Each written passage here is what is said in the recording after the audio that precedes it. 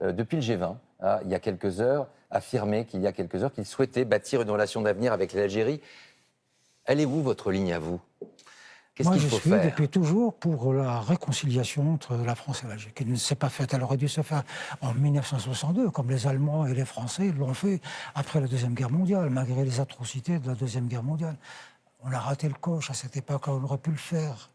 On ne l'a pas fait, on a reporté ça d'année en année. 60 années sont passées, on est encore en train d'utiliser un discours de la guerre de libération.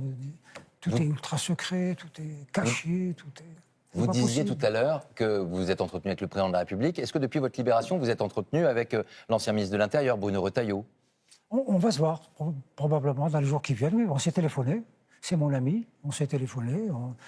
Il était évidemment très content de savoir que j'étais libre. Vous ne considérez pas qu'il a été un obstacle à l'époque où il était ministre de l'Intérieur, à votre libération? Je pense oui, d'une certaine manière, oui. Je pense d'une certaine manière, oui, parce qu'il offrait à l'Algérie l'occasion de rebondir sur « Regardez, c'est notre ennemi, il nous déteste, etc. » Oui, bien. Cette ligne nouvelle. La réponse de Boualem Sansal aux 20h de France 2 est extrêmement révélatrice. Quand il dit que Bruno Retailleau a été, d'une certaine manière, un obstacle à sa libération, il pointe du doigt une réalité que beaucoup oublient, dans les crises sensibles, chaque prise de position politique peut avoir des conséquences concrètes. Les déclarations publiques, surtout lorsqu'elles sont agressives ou idéologiquement chargées, peuvent compliquer les efforts diplomatiques dans l'ombre.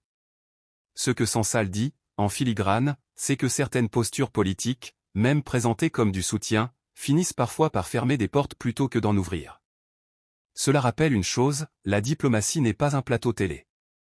Les récupérations politiques peuvent créer des tensions, amplifier la méfiance et, au final, retarder une issue humaine.